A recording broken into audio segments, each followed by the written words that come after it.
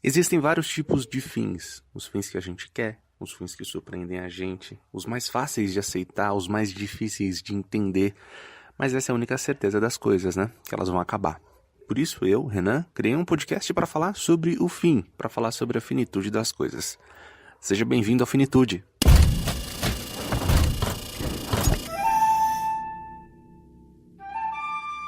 Nesse primeiro programa que fala sobre o fim, eu recebo aqui a Gabriela Maier, que é jornalista, leitora, uma grande amiga.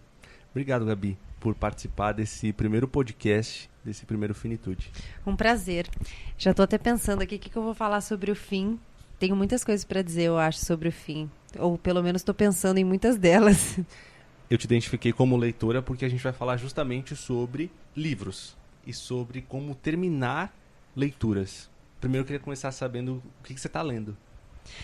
Nesse momento, eu tô lendo um livro. Eu tô lendo 2 livros. Pai da Menina Morta, do Tiago Ferro, e A Guerra, do Bruno Paes Manso e da Camila Nunes Dias, sobre o PCC. Um é ficção, outro não. Você tem preferência de... Não tenho preferência. E normalmente eu nem leio mais de um livro ao mesmo tempo. Depende muito, na verdade.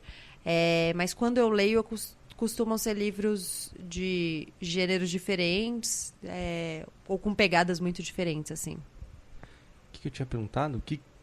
Se é sofrido para você terminar de ler um livro, se é um sofrimento real, se é uma questão que as pessoas vivem na pele, ou se esse tema aqui não vale a pena nem ser tratado. Depende do livro. Tem livro em que a criação do vínculo é muito forte. É muito intensa. Eu me apego muito aos personagens, às personagens. Quando há uma identificação muito forte, acho que é muito difícil terminar um livro. Rola um luto, assim. O fim, acho que sempre traz um luto junto, né? O fim das coisas que significam pra gente alguma coisa, assim. Claro, lutos em proporções diferentes, mas em alguma medida é um luto. Você tem que se desapegar daquilo e se preparar pra começar outro, assim. E você relê esses livros que são importantes e que representam esse luto para você? Às vezes. Depende também do livro. Às vezes. Às vezes eu leio de novo, às vezes eu não volto neles. E é engraçado que quando você volta, é diferente o fim, né? Já é outro fim. Você cria outras expectativas. Porque o fim tem muito disso também, né? De ter atingido as expectativas que você tinha ou não. Pode não ser suficiente, né? Pode. Tem aquele fim Acaba, que você fala... mas não foi suficiente. Não acredito. Quer de novo. Não, e tem o fim que você fala... Puxa, fim ruim. Assim, não era esse fim que eu queria. Ou porque você não queria, ou porque realmente... Porque tem uma coisa que, assim, é difícil chegar bom até o fim, né? É muito fácil os livros começarem bem. Muito fácil, assim. Relativamente fácil. Mas, assim, é comum você encontrar livros que começam bem... e que vão caminhando bem, mas que o fim é ruim. Mas você acha que é uma falha da escrita, da história? Não, eu acho que é muito difícil ser bom até o fim. Ainda mais livros muito grandes. É difícil ser bom até o fim, eu acho. Porque você se dispersa na leitura? Não. Eu acho que é difícil manter a história boa. Quem escreve, assim, é um desafio, eu acho que para quem escreve, que o livro seja bom até o fim. Que livro você se decepcionou? Não me ocorre nenhum agora. Posso falar do último luto que eu tive? Pode. O luto mais intenso que eu tive, assim, foi no fim da tetralogia napolitana da Helena Ferrante. Eu me apeguei muitíssimo às 2 personagens, né? Você e metade do país. Né? E do mundo, eu diria, né? É que rolava uma identificação muito forte mesmo. E uns sentimentos muito intensos, assim. Então, eu tinha, por exemplo, uma identificação muito forte com a Helena, que era uma das personagens. Mas, de vez em quando, eu tinha vontade de matá-la. Às vezes eu falava, nossa, é isso. E às vezes eu falava, meu Deus, que chata, sabe? E já se descobriu quem é a Helena Ferrante? Então, alguns jornais, um jornal italiano, a princípio, fez uma busca e foi atrás pelos registros financeiros, sabe? Para tentar descobrir e chegou a um nome. Mas eu prefiro não saber. Assim, eu cheguei a ler na época, eu não me lembro o nome da pessoa, eu lembro que ela tinha uma função dentro da editora. Era uma mulher. Mas... porque tem isso também, né? Essa coisa dela ser mulher, que é um negócio que me irrita das pessoas questionarem se ela é uma mulher. Ah, ela é ótima, então ela não pode ser uma mulher? Quando ela começou a fazer muito sucesso, as pessoas começaram a perguntar, porque talvez ela seja um homem. Ué, só porque ela tá fazendo muito sucesso? Comecei a ficar muito irritada com esses questionamentos. E eu gosto dessa coisa de não saber quem ela é, sabe? Eu tenho um pouco disso com gente da música. Quando eu gosto muito de alguém, eu prefiro não conhecer muito da vida pessoal dessa pessoa. Porque eu tenho medo de me decepcionar e de trazer isso para a obra dela. Mas são trabalhos autorais, né? Quase sempre, né? Tanto da música quanto da escrita. Autorais. Não, autorais não é a palavra boa, mas você entendeu, né? De muito da experiência dessas pessoas. Biográfico. Acho que Com não é elementos biográficos. Que você coloca coisas, né? Os autores devem colocar coisas das próprias vivências nas músicas, nos livros. Mas eu tenho um pouco de medo de mergulhar na vida pessoal. Só você olhar artistas. Hoje que é muito fácil você perder um ídolo. Não é? Diante do momento. Do passado, né? E as próprias declarações atuais da pessoa, de posicionamentos políticos, enfim, de uma série de coisas. Eu queria perguntar outra coisa pra você, que é o que a gente tinha conversado antes de gravar, que é sobre o fim dos livros. Então, foi curioso isso, porque quando você falou, vamos falar do fim do livro, imediatamente eu pensei em terminar um livro, né? Como você termina um livro, o que acontece quando você termina um livro. Mas hoje, que foi o dia de gravar, assim, hoje vindo pra cá, eu fiquei pensando, eu falei, mas será que ele quis dizer o fim de um livro ou o fim do livro, né? O fim dos livros, os livros vão acabar. E aí, eu não acho que os livros vão acabar. Eu acho que os livros, eles são insubstituíveis. Nem o livro de papel acho que vai acabar. Isso que eu ia perguntar. Você tá falando do livro de papel ou você tá não falando do acho livro, que vai acabar. De... Eu acho que o livro que não é de papel, o livro digital, ele tem outra função. São funções diferentes. Acho que eles ocupam papéis diferentes, sabe? Eu sou muito apegada ao livro de papel. Eu ganhei um livro digital, fui muito resistente no começo, mas eu achei uma utilidade imensa para ele quando eu viajo. Porque como eu leio com certa velocidade, assim, leio bastante, acabo aproveitando todos os momentos de parada para ler, eu levava muitos livros. Então, eu ocupava um espaço na minha mala, né? E voltava com livros, então era uma coisa louca de livros pesados, né?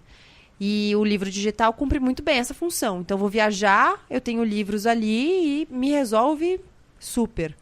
Mas na vida eu não uso. Na vida, assim, no dia a dia, eu não uso. Eu gosto de ter o livro, o papel na minha mão.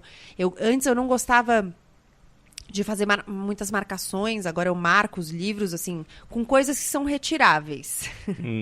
Os livros de não ficção eu não tenho muito esse apego. Eu escrevo neles, grifo. Por quê? Não sei. É como se... É um sentimento um pouco de que a história da não ficção, ela é minha também. Porque é um negócio real e eu tô participando disso, de alguma forma. Então eu posso interferir nisso, sabe? A história de ficção não é uma história minha. Eu sou uma observadora ali, eu não sou uma participante da história. Então eu não me sinto muito autorizada a grifar, a escrever. Mas eu coloco lá uns papeizinhos que eu grudo e depois, se eu precisar, eu tiro e não vão comprometer a história, sabe? Que respeito pela... Bonito isso. É um pouco louco essa relação, porque... E isso tem a ver com o fim também, porque tem a ver com como você chega ao fim, que é... Você se sente parte da história, não é que eu não me sinto parte da história, eu me sinto parte da história, tanto é que... De ficção e não ficção? Mesmo da ficção, eu me sinto parte da história, eu me sinto ali dentro muitas vezes. Tanto é que eu falei que tem luto, né, às vezes, em alguns livros. Então não é que eu não me sinto parte da história, mas é como se eu não pudesse interferir nela, sabe? É como se eu fosse uma parte meio... Não sei nem a palavra pra te dizer, mas é como se eu fosse distante. Eu estivesse ali observando e, portanto, como observador, você participa. Uhum.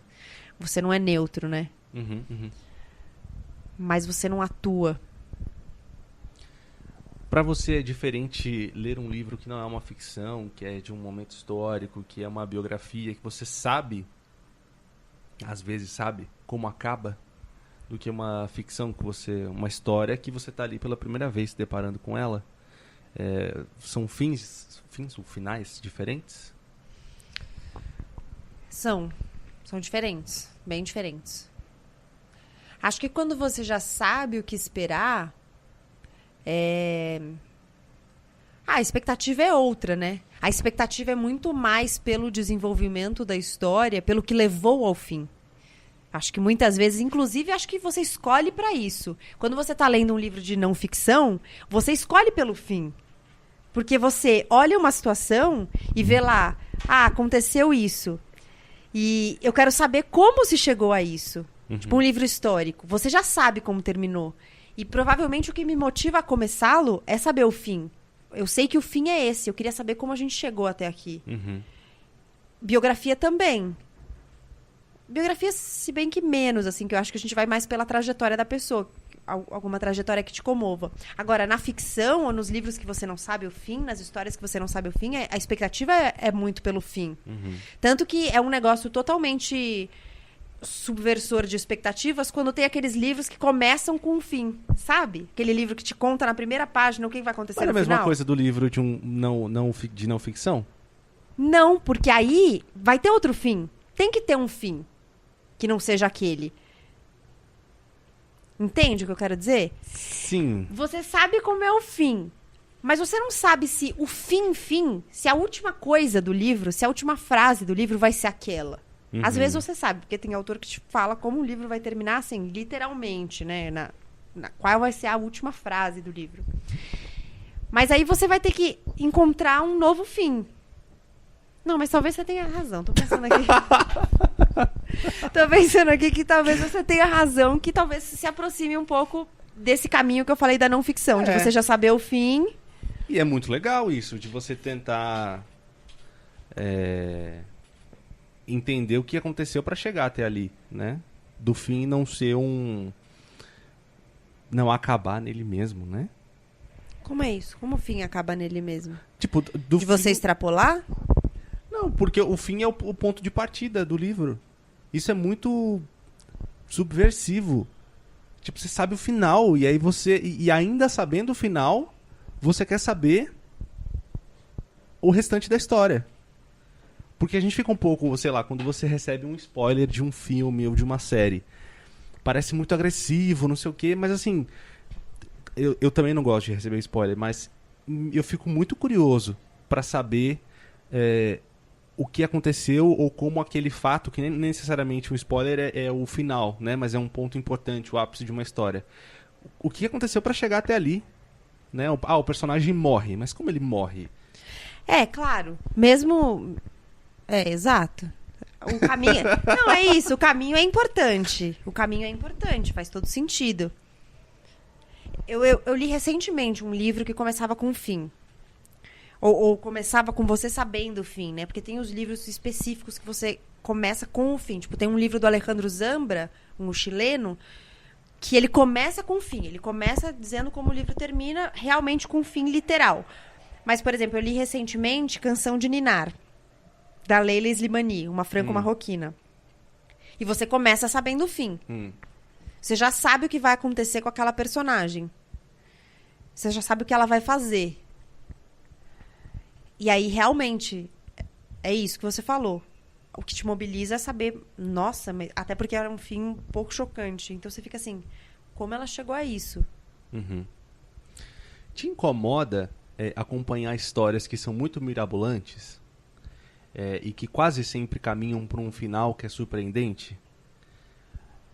Eu fico muito feliz quando eu acompanho histórias, tanto em livros quanto em séries ou filmes, que são histórias extremamente comuns. Tipo, que nada de muito grande acontece.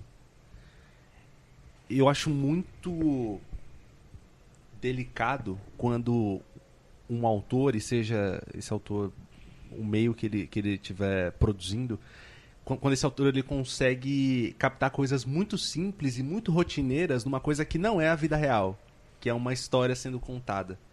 Você já leu Stoner? Não. Leia. É assim?